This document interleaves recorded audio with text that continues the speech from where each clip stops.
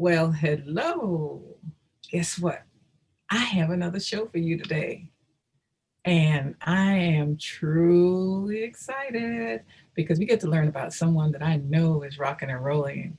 And I know enough about him to know that he should be on the show, but you're going to learn about him at the same time that I do. Okay, Mr. David Banks. Hello, hello, hello. Hello, Ersula. It's a pleasure. Thank you again so much for having me. I am so excited about you being here. And we get to talk about who you are. So Okay. tell our audience exactly who you are, what you do, and then we'll back up and find out how you got to be that. All right.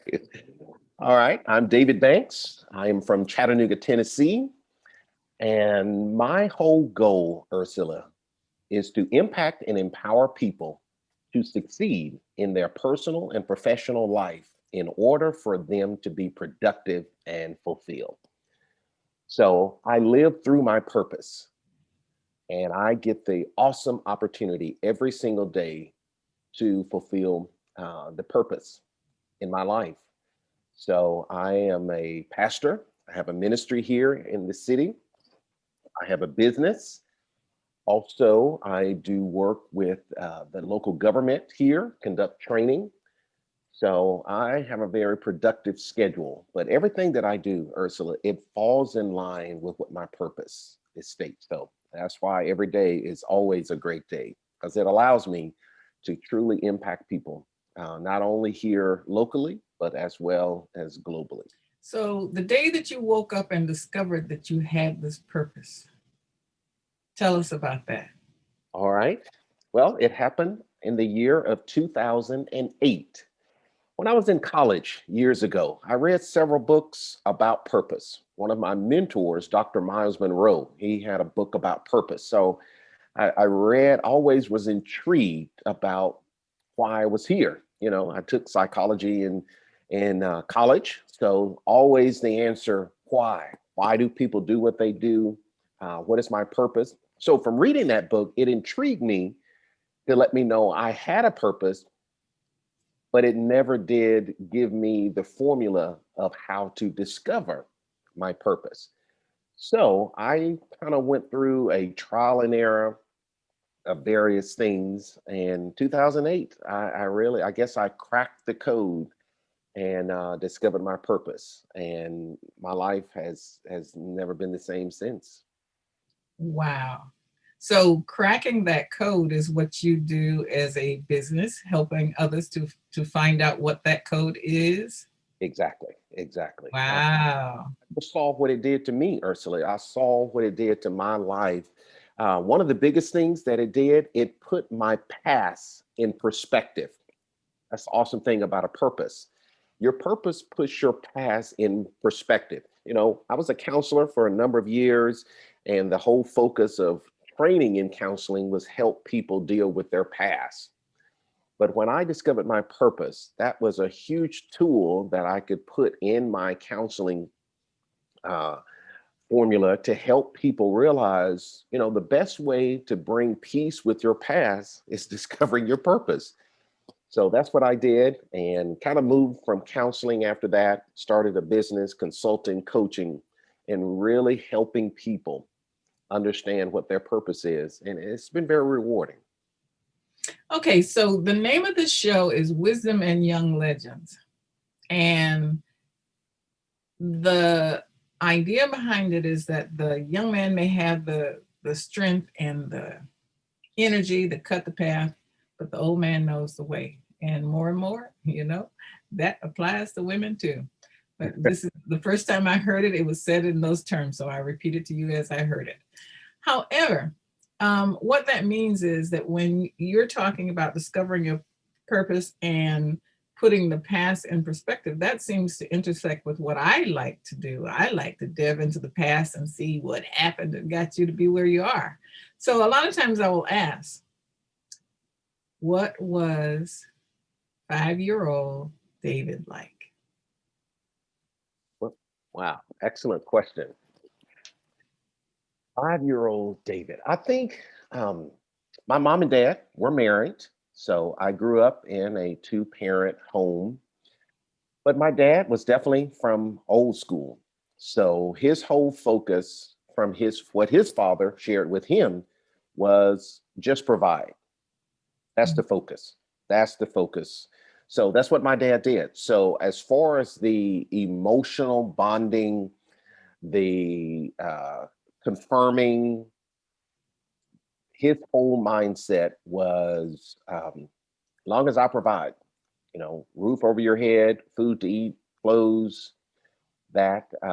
So that's what he focused on. So 5-year-old David realized that, my mom was really trying to do her part and also do his part, trying to bring that affirmation. I was the youngest. I have a 10-year older brother, 5-year older sister. So my mom was really trying to pick up the emotional load. I need to make sure that I impart this into my young son, but also I need to really kind of help replace what my dad didn't do. She did the best she could. So with that, I had some self-esteem issues. I remember, definitely I'm 6'5", so you're always going to get the question, did you play basketball? So in middle school, I played 1 year, but my dad, again, he was a realist, and he's thinking the best way to do this is work hard. Okay, work hard. You don't get any freebies. You don't get any. So in his mind, he's thinking, playing basketball in the NBA, probably not going to happen to you. Probably not going to happen to you. So that just really kind of just did not help me at all. So I think really growing up it was a challenge. It was a challenge because trying to see what is David going to do in his life. And it's interesting because height was one of my issues as a child. As a girl, being 5'9", the school pictures were, you had this line, and that was me. And and I had similar issues. It's like, I remember when my aunt Janie would say, "Stand up straight, hold your head up," you know, because I'd walk around like this, trying not to be so tall. Um, and then one day I was at an event, and I turned to the side, and I was looking at the midsection of a person that was standing next to me, and I went, "Oh, okay." I guess I'm not the tallest thing in the world anyway. But when you said that, what came to mind, and just a thought, but I'm curious your reaction to the thought. So if you were 6'5" and had self-esteem issues, that translates into gentle giant to me. Was that true? Uh, yeah, it did. It really did. Because for some reason, I've always had a love for people. And that, I got to tell you this story. When I was in kindergarten, uh, I, every time I would get a report card, it would always say this, Ursula: David is a good student, but he talks too much. Now, looking back on my life, here I am, a professional speaker. So I remember this vivid picture when I was in kindergarten. You know, I was sitting on the opposite side of the restroom. So what I would do, I would get up and I would go and speak to every student and check on them Wow. all the way to the restroom. After I used the restroom, I would come back and again check on every student. And I remember, Ursula, there was a little girl, she had her head down, she was crying. And the reason why she was crying, she didn't make it to the restroom. Oh. And she was so embarrassed. She was so embarrassed. So she had her head down, and I definitely saw what happened. And Ursula, I put my arms around her and just told her, it's going to be all right. It's going to be all right. And while I'm doing that, that's when the teacher is saying, David, why are you out of your seat? Oh, Your seat. So I, uh, looking back over that, Ursula, that love for people is still in me. And looking back, definitely I would have loved to have gone to the NBA, but I realized, hey, as you say, that wasn't the path that I needed to take. and that's why I asked, what was 5-year-old David like? Because those are the moments that shape who we are. That was a moment for you. I mean, it was more important for you to be the person in that person's life that will probably change her life, because if that moment had become the worst moment That's right. and nobody cared about her, Laughed at her, you know. yeah, that would have been a bad moment for a long time. So But she knew at least one person cared. and that still goes with me today. I tell people, um, I always want people to know that they don't have to go through anything alone. Hmm. And So that's a wonderful message. Now, when you talked about talking too much, it reminds me of a day that I was in the grocery store, and there is this little girl, okay, that was just talking, talking, talking, talking, talking, talking, talking, talking. And her adults, I don't know if they were her parents or her older siblings or relatives or whatever, but whoever was in charge of this little girl that day was just constantly saying, shut up. They were trying to get her to stop talking. And sometimes I speak quicker than what the brain goes in gear. I turned around without fear, without thought, and I said, y'all need to leave that little girl alone. She's going to make you rich one day as a public speaker. Let her alone. And to my relief, they laughed. And so I know that at least it was something that was received positively. And if I could plant that little thought in their heads that that was a great. virtue as opposed to a detriment, a failing, I'm good with that day, you That's know. that is great. That is great. So yeah. Now, tell us more about your journey. How did what are some of the other things that you did to in your career or in your life that were pivotal moments? Well, I definitely think let's go back to my dad. My dad, like I said, my dad was um, his whole focus. He loved us, but in his mind, the best way to love is not to say it, but to Mhm. prove it. So that was in his mind. So a part of my journey, I remember, I was in college. My dad' health was failing. I was 2 hours away, so I remember coming down to visit him. It was just he and I in the room. He was sleeping. He woke up and he saw me. And Ursula, he looked at me and he said, "I'm sorry." Oh, really? And I'm thinking, okay, what's going on? He said, "I'm sorry." And he started crying. And he said, I'm sorry of how I raised you. So he started reflecting that maybe this mindset of just working all the time and just providing wasn't the best.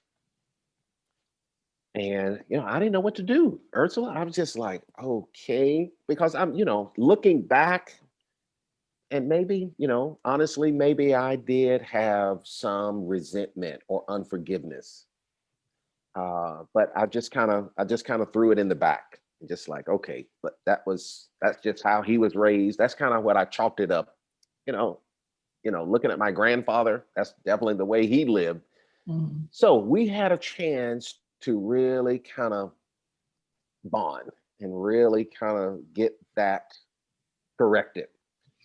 So 2 or 3 days after that, His health was starting to get better. And my mom, my sister, and I was at the edge of the bed, and he was eating lunch. And we were laughing. And Ursula, I had never seen my dad laugh. And he Wow. was laughing, eating lunch. And then after he finished eating lunch, he looked up at me, and he said, I love you, Ursula. I was like, oh my goodness. Because Ursula, like I said, growing up, that wasn't his, he didn't use those three words. His whole focus was, boy, you ought to know that I love you and your mama and your family. Look, I got a roof over your head. You got food to eat. Bills are paid. You got lights. So that was his mindset. But when he said that, Ursula, man, it was just unbelievable. And after he said that, he took a nap and he died the next day. Ooh. He died the next day. And Ursula, taking that a part of my journey, I love how you have set this. I take all of those experiences and I kind of pack it, and as I hit this journey, and from that day on, I make sure I intentionally let somebody know in my life I love them. I Mm. say I love you every single day to somebody. Believe it or not, my daughters and I, whenever we say goodbye, even if we speak 2 or 3 times a day, we don't say goodbye on the phone. We say, love you. And I know that sounds trivial, but the three of us do not take it lightly. Very nice. So it's not just like saying goodbye. It's like we will not get off the phone mad or whatever without saying, love you. you know? Yeah, So, it really taught me to value those words. And like you said, I do not take it lightly. So I definitely let my bride know of 30 years. Every day I let her know. I have two sons, I have a beautiful daughter, and several people in my life. So I intentionally make sure that I let someone know that I love them every day. so the wisdom of the moment for me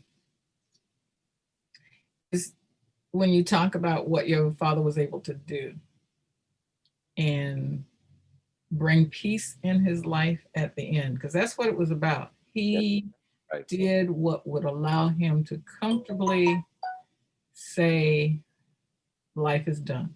That's right. That's right. He made sure that you knew that he loved you and received the love that I'm sure came back. Exactly. Um, it reminds me of a time when the very first time I saw someone actually, or was in the room when the person actually died, and it was an aunt. And I came up with this thought, belief, saying after that, that when a child is born, it is helpless, a human child. Unlike animals, that child is helpless. And it is, I feel it's designed so that we create this life bond with this person, this thing, this wonderful bundle of what becomes love, right? But in the end, when a person is dying, and especially when it's over a period of time and we see it and we see the transition, then that's a way of breaking that bond and allowing us to be okay with the fact that they are transitioning. Mm, Because if you love that person, you don't want them to suffer. that's right. Flat out don't want that. And I saw that and it was like, Lord, help, you know, let her go. And that's when it happens, when they feel like we can handle it.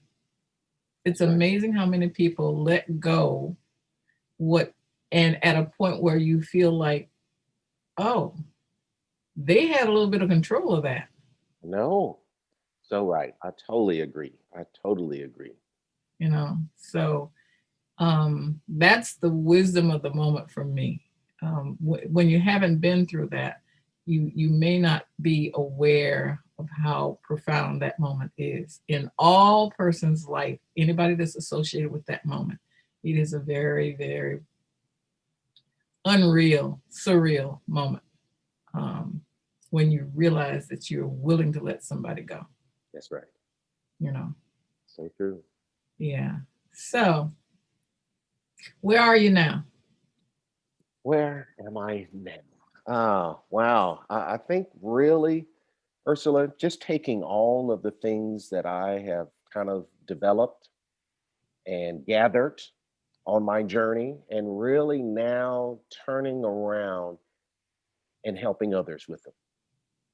They always say, when you're in your 20s, it's all about, you trying to make it happen. And the older you get, it gets to the point where success is not your focus. You've already accomplished that. It's now significance.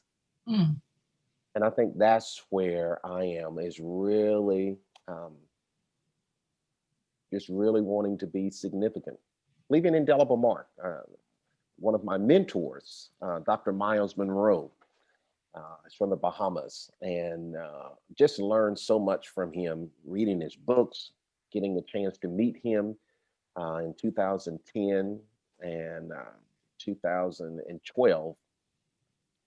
His whole focus was to die empty.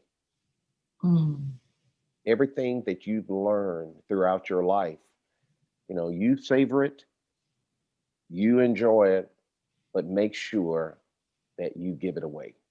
I like definitely what you're doing, giving that wisdom away. So that's my goal now in my life, is really taking the wisdom that I've learned in marriage, been married, my beautiful bride, Lady Sylvia, we've been married 30 years, take wow. principles and helping couples, things through my life, helping people. So I enjoy that a great deal. So oddly enough, you just gave me credit for something that I struggle with, quite frankly. First, you're right in that where I am right now is that this is all about giving and sharing and appreciating, rewarding, all of those things. Um, and I noticed that in my own business as a publisher and a legacy writer, when I found a business model that was more about helping that person really get published and helping the community really find out some big bit of knowledge or a bit of information that was going to go in the grave if they didn't write about it. When that became my focus, all of a sudden the phone really did start ringing. Wow. Wow. Okay. Changing the model so that it's affordable and mutually beneficial. Obviously, I have to keep the lights on, right? Yes, absolutely. So I have made that transition. I realized the benefit of that, and I'm enjoying that. But the part that I still struggle with is the sharing part, because when you're in business, the last thing you want to do is train your competition. Mm. And I mentored someone, and lo and behold, she's my competition.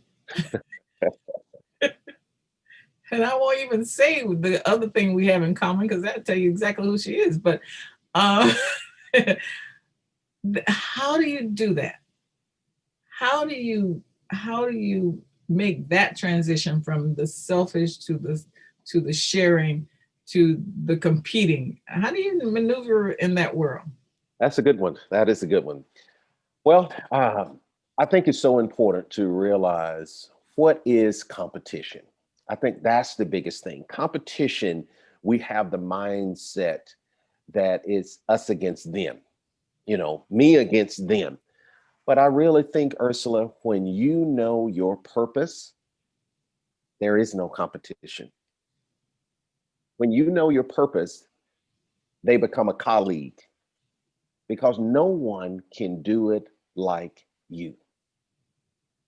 That's the great thing about purpose, because purpose has three levels to it. You got purpose blueprint, which is a universal purpose that everybody was really placed on this earth to make an impact positively in somebody's life.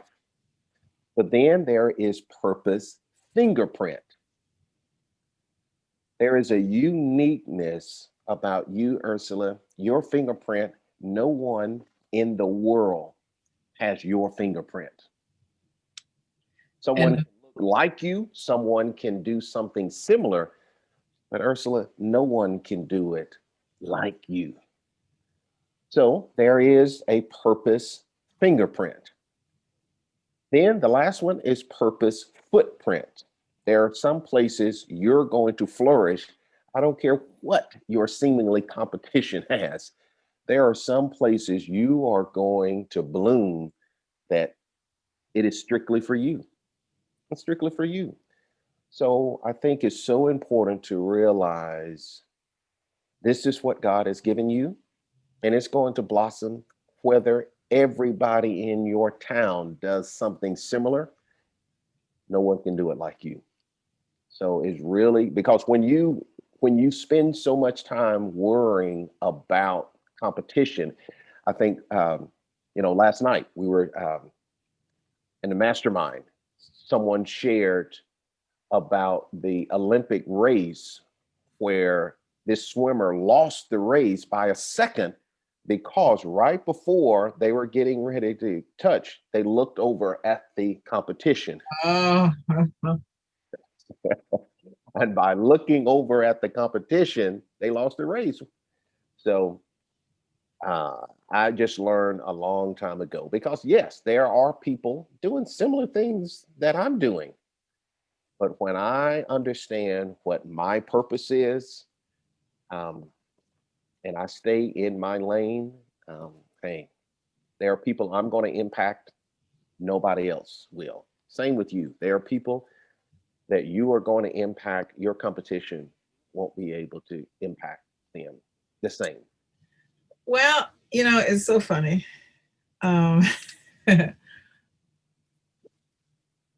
my own daughter, because of her school, has a poem that she memorized, and I had her recall it after years of not ever reciting it, and she could. The name of the poem is "I Am Unique. Hey, look at There's there. not another person like me in the universe." And you just gave it right back to me. Okay. So, and what happened to your point that caught me off guard a couple of weeks ago? I walked into, well, first of all, we had a mastermind show. And on that show, they said that, you know how sometimes when somebody walks in the room, they just draw all the energy out. Now, they were talking about a negative personality. And or if you walk into the room and you know that the energy in that room is just bad. Well, I had the opposite happen. I walked into a thrift shop, believe it or not, and I started looking at butterflies. And to make a long story short, the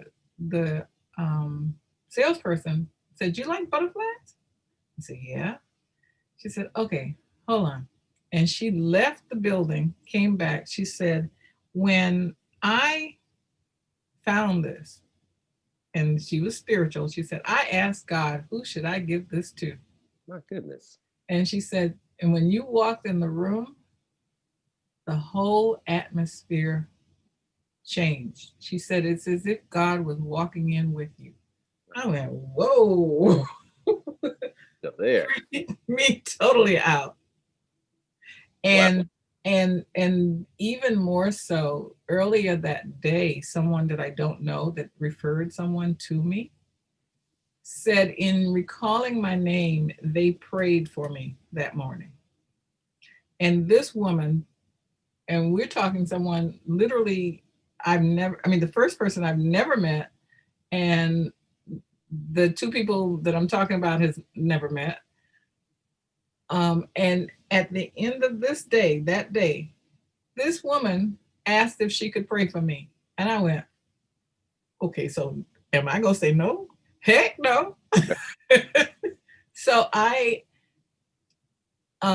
was in a moment where she was praying for me, and she started saying things about generational family well-being. And I'm a genealogist. It was like, where in the world is this coming from? So I know that you and I are part of international. Well, we were part of Think and Grow Rich, That's right. and the whole idea of the mastermind. That day was like, I don't know what this is, but I receive it. And then hearing you say what you did, it's like, okay, how many times does the universe, does God, does whoever I personally believe in have to tell me that you got this, girl, just go with it. That's so right. So true. So true. So thanks for the reminder. Um, Now, as it relates to young people in your life, your giving, tell me about that. Well, I think it started with, my own children. Everything should start at home.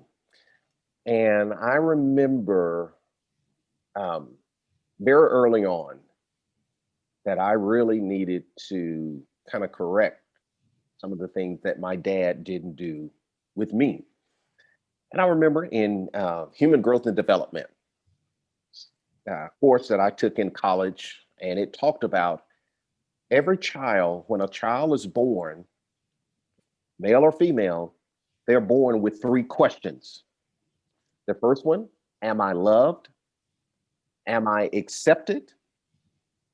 And am I significant? Hmm. Every child is born with those three questions. Am I loved? Am I accepted? And am I significant? Now, the whole goal, when I talk to parents, or my wife and I do a parenting seminar, we say the goal of parenting, one major goal of parenting, is to turn that question in that child into a statement. So every child is born with questions. Am I? Am I? Well, the whole goal of parenting is to eventually get that child to start believing I am loved, I am accepted, I am significant. So I realized, so when our first son was born, when he was one, I said, all right, I need to start infusing this into him at an early age. So Ursula, we took a father-son retreat. He was one, so we definitely didn't go far. So went like 30 miles to the next town, and got in the hotel and played in the pool. Just really, he's one. And I remember that night, after all of that, I picked him up, I looked at him in his eyes, and I said, you are my son, whom I love, and I'm well pleased with you. Wow. Now he's one, but I wasn't really talking to his conscious mind. I was really talking to his soul, his heart. And when the second son came, 3 years later, we went to father sons retreats, and I kept speaking that to them. And then when our daughter was born, I remember when she was one, uh, my wife got her dressed up real nice, and we went on a father daughter date. And when I was courting my wife, I would always give her red roses. So when my daughter came, I gave her a pink rose. And I remember on our father daughter date, I looked at her and I said, you are my daughter, whom I love. With you, I am well pleased. And now my oldest son and is 27, second son 24, and our daughter is 18. And that's something that I have just really poured into them um, at a very young age. So through my journey, I was like, all right, how can I continue to spread that message? So I have written two children's books. Oh, One of them is called Jada's Treasure Chest.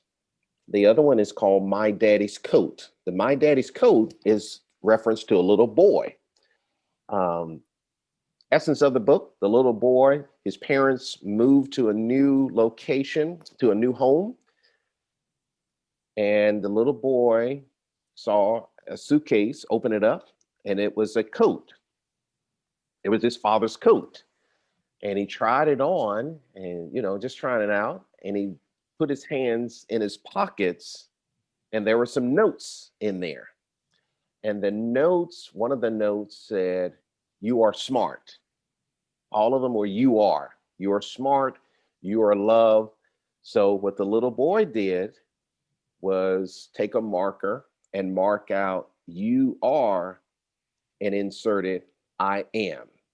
oh, So that's the My Daddy's Coat for the little boy. I just finished the little girls this month. Is Jada's Treasure Chest. It's for a little girl. So, and she is the brother. She's the sister of the other one. So hers is she's on a beach and she's looking around, just enjoying the sun. And also, she saw something in the sand. She went over, knelt down, and realized it was a treasure chest. mm, She, blew it off, opened it up, and she saw all of these treasures in there. All of these treasures in there, and she saw little notes. And the notes, "You are beautiful. You are special." So she took the treasure chest to her room, and she also marked out the "you are" and put "I am."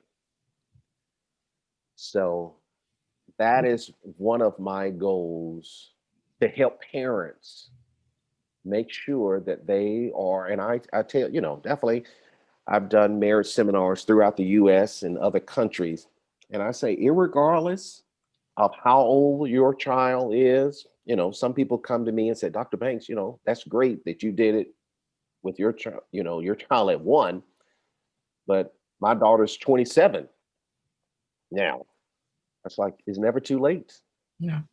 It's never too late. So I encourage them, regardless of how old they are, it's still important that they hear uh, that statement. And I was able to do that just recently, um, talking to one of my daughters. And, the moment when you know that they know what they know and you trust that, they have to even get used to that. That's right.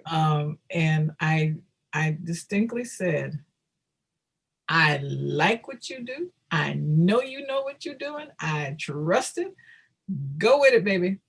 That's right. I don't have to know the details because we're at the point where everything that needs to be proven has been proven. That's right. Good. That's And right. it's based on a foundation of love. So that to me is the best, is when you love someone, you trust someone, and then you let them be in their space, That's right. That's you right. know. And yes, they need to hear it. They do. We all do. We do. So true. So true. Oh, I love your books though. So I'm going to put a link in down below if it's on Amazon or your website or anything like that. Amazon. Okay. But we will link to it and try to get the word out because I love it. I Excellent. absolutely love the concept. I do. And Awesome. congratulations on the one done and the one almost done. Hey, very nice. Very nice. Yeah. Thank you. I actually will be putting out the first children's book this month, within a matter of days, in fact, for an author. I didn't write it. And it's about the process of losing someone. We just talked about that earlier. And what do children do? Mm, Yeah, how does it impact? Well, actually, it's more the other way around. How the child can impact the adult's life and help with the healing process. So I thought that was rather interesting. Okay, so um, what do you have coming up that you want people to know about, or how do they get in touch with you to interact with you and use your services? And tell us more about that process. Excellent. Um, well, one of the biggest ways to get in touch with me is through social media. I have Noble Success Facebook group. That's where I kind of really show everyone what I am doing. I'm affiliated with John Maxwell as well. So, really have an interest in leadership development, um, training, speaking, coaching, consulting. But Noble Success Facebook group is where I kind of centered everything. So that's kind of where my focus is. But moving towards 2021, Ursula, I really would like to do a global virtual tour. So yes, that's really, I just think right now with so much going on in this world, the pandemic and various things, people need encouragement. So I really want to go on this encouragement impact tour around the world virtually to just really encourage people that it's important that they do embrace this new norm. I've talked with so many people earlier on this year, and they were just, well, because we've never had something like this to stay this long. We've so many times people had the mindset, all right, this is going to blow over, going to blow over, and we're going to go back the way what we were doing before. And I think people are realizing that's not going to happen. That's not going to happen. And I think so many people don't know what to do with that because they're thinking, we went back. I'm comfortable with going back to what we were doing before. But now, since it seems like not going to be the same, several people realize, I don't know how to handle that. So I really want to really create a vehicle and a tool to just help everyone know around the world everything's going to be all right. Now, it is going to force you, you're going to have to embrace change. But I look at this whole thing instead of what is this doing for me? Or yes, what is it doing to me? What can this do for me? Because this pandemic has really done a lot for me. It has taught me to be creative. It has taught me to really look deep within and develop ideas that I didn't think that was in there. So I really would love to yeah, that's one of my goals in 2021.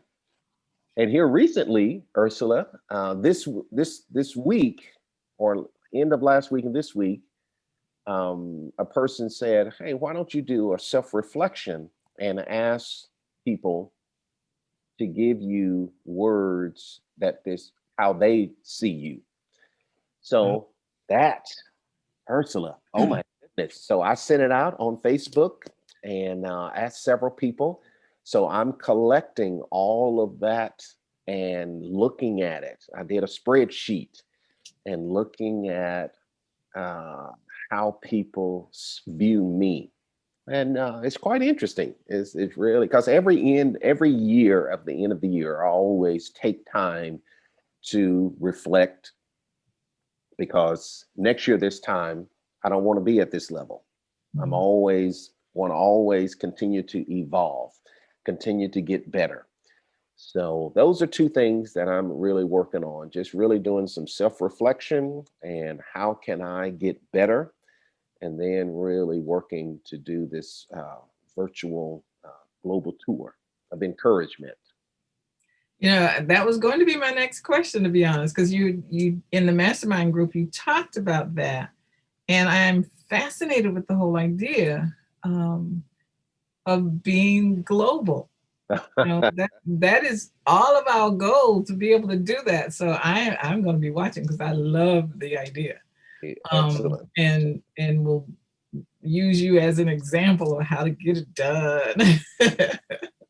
But my word obviously came out earlier for you. It's in my head now. Okay. The gentle giant. Because knowing that you're as tall as you are now, and the wonderful spirit that you have, that is to me the ultimate. All of this physical power that you don't have to physically use because you charm people with all of this wonderful demeanor that you have, which means that people feel safe because they know that you're physically capable, but also safe as far as the psyche is concerned. There's no bully there, you know. There's no need for the bully. That's right. Excellent. Wow. Thank you. Thank you. Well, you're welcome. So, with that being said, then I invite our audience to follow him and follow us. Excellent. Excellent. Please like us, subscribe, and click the well, ring the bell because you'll find out when we have another show coming up or when it's loaded. So thank you so very much. I've enjoyed this show, and you know it's hard for me to bring it to an end because I still have questions I want to ask. It's like, okay, there's more, but we need to let you have your day and get on with your life. And maybe you can come back and tell us about that global experience. I would love it. I would Because love it. well, you know, I am curious. I forgive me. I'm going to do this. Um, I thought I was going to end the show, but I'm not. So when you say that you're going global, how does that happen? What's your experience so far with that? Well, I really haven't. Well, first of all, how do you trust that the people are real? Oh, that's a good one. That's a very good question. Well, I like you always say, you know, I pray because we attract whatever's in us. Hmm. So I make sure that my heart is pure, that my conscience is clean, because I know I am, operating on a global scale. So I need to make sure whoever is attracting to me, I need to make sure inside, because I always tell people, you don't get what you want, you get what you attract. Ah, So so I'm very mindful about, first of all, making sure that the energy inside of me is only going to attract like-minded people or people that need what I am giving them. So that's one thing. And I really think it goes back to social media. End of last year, I decided, I really wanted to do this um, Facebook group, Noble Success Facebook group, and really wanted to help people understand that they were designed to succeed and really help them of how to have that manifested in their life. So I started promoting that. And I think consistency is huge, being consistent. And then they start coming in. Met someone in Africa, in the Philippines. My wife is from India, so I have a connection there. I do work in the Caribbean islands in Trinidad and Tobago. So just developing those relationships and helping them to understand where I stand and what I'm about. And it just started growing from there. All you need to do is get one person in another country to trust you, then they will be your biggest promoter. So all of the relationships I've developed, one is in the Philippines. I met a couple, working with them, did some mentoring with him, and by him and his wife trusting me, man, they helped spread the news.